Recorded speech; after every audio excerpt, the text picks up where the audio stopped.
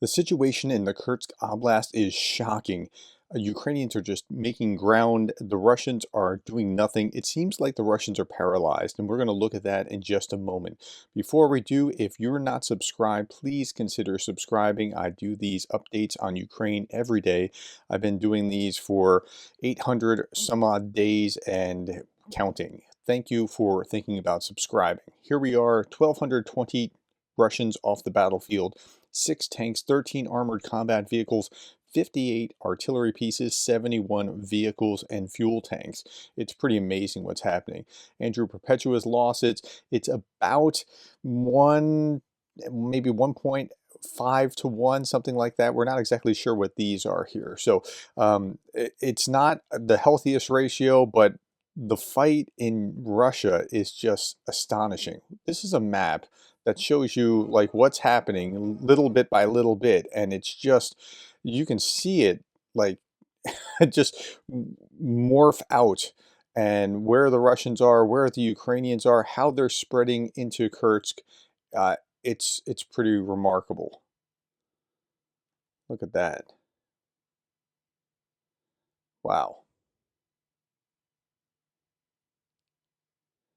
So they're spreading, and they're not really running into a lot of opposition along the way. So, okay, Russian source yesterday, this was yesterday afternoon, wrote this. A Russian source on the Kursk situation. Unfortunately, there is no good news again. That's a Russian saying that. There's no good news again. The knockout of the enemy from Martinova, the knockout of the enemy from Martinovka, which happened today, became our only successful episode to date. Next, the enemy advanced. Unfortunately, the data of the Ukrainian armed forces entering Martinova was confirmed. Now, the objective control for this data. This means that tomorrow we may finally lose Sutsa. But the bad news in the area didn't end there, and he goes on. So it's all bad news for the Russians at this point. According to Russian Telegram channels, panic reigns in the border areas of the Kursk region again, where fighting has been going on all week. Russian media have introduced a new term, voluntary evacuation. Well, why voluntary? There are no police, firefighters, medics, representatives of the Russian administration. Huh? Like, how is that not happening? Russian settlements, according to official information, have been abandoned by more than 76,000 people. Most people left on their own, as there was no organized evacuation. Depopulation of villages became a catalyst for rampant looting, but rampant Russian looting, not looting among the Ukrainians, stealing toilets and air conditioners and dishwashers. It's Russians looting Russians. Okay.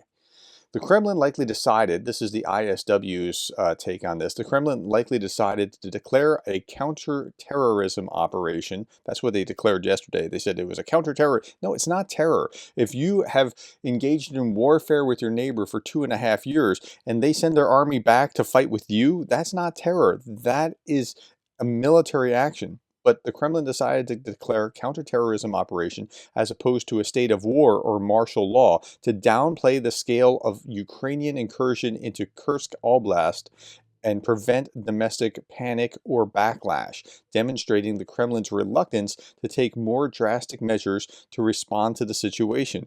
Huh? Reluctance to take more dramatic. Yeah, remember, this is also a special military operation. It's not a war. It's this little thing. You can go to jail still for calling it a war. Okay, Russians flee the Kursk region. Over 8,000 people are evacuated during the day.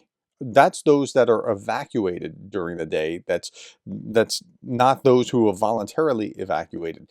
Earlier, Putin said that the people would be helped to evacuate. The local governor declared that there is no need to panic, but the people are panicking, and there's a reason for that. Russian media outlet Kommersant reports from Kursk, and the quotes are telling. People feel abandoned, lied to, disillusioned with government. They harbor hatred for the West, but doubts are creeping in about whether they can actually win this war. I mean, special military operation. I thought we would take them, Ukraine, but it turns out they're taking us, Russia. Ordinary people are watching this and thinking, quote, did you really plan to win a war with people like this? Another quote, I just want to understand, where is our government? Where's the administration? They could at least talk to us. Another quote, why was there no evacuation at all? Everyone was fleeing on their own. however they could, under shelling, under kamikaze drones. Another quote, why did they lie on TV until the very end, saying the situation was stable, that it was just a small sabotage group? Like, it's almost like they believe their own lies have power. Like they believe that if we just say this, it will be true, or it will change the situation somehow, where it didn't at all. They have lied like this about Ukraine for so long that they're almost in magical thinking land. Okay, Gary Kasparov wrote this. As during Prigozhin's mutiny, paralysis in a novel situation. Now that's really interesting. You know what to do when there's a prescribed situation, but when it's novel and you have to wrestle with it, what do you do? And authoritarian regimes are not well suited for this kind of thing. There's only one decision maker in a dictatorship. Everyone is afraid of saying or doing something they'll be accountable for, so every consequential decision must go to Putin, who becomes a bottleneck. Like everything has to go to him, and then if he doesn't decide, or if he decides on a certain course of action, that's what's going to set things in motion. Every narrative must be approved. And so this authoritarians are really quick in some ways and really slow in others. And this is the slowness being seen right now. That's what's happening here. Okay, just now, Kursk region, another unit of Russian conscripts reported to have surrendered as prisoners of war. State Duma urged not to expect a quick victory over Ukrainian armed forces in the Kursk region. Why? They're lowering expectations. Euromaidan Press even said, important to manage expectations. That's exactly the kind of thing that's happening here. Okay, and then this, we saw this, the same kind of thing yesterday where um, we saw the tearing down the Russian flag where they were. Well, here they are putting up the Ukrainian flag as they're going through as well. Okay. Now, last little bits here before I get to something fun. Putin and Lavrov repeatedly said any negotiation between Russia and Ukraine have to be based on the new realities on the ground, and these new territorial realities to be recognized globally. Well, there are new realities on the ground at this point. Okay, just for fun, I put, given everything you know about me, what would my name be if I was a rapper? Okay, so just for, yeah, I'm about the whitest rapper you've ever seen, right? Dr. GRE. Okay, so that's an honorable mention. That's kind of an homage to Dr. Dre, I think. And then we had P. Giddy. I'm not sure I care for that one, especially given P. Diddy's recent scandals and troubles and arrests and things along those lines. Okay, how about Little Reagan? I like that one. Little Reagan. Okay.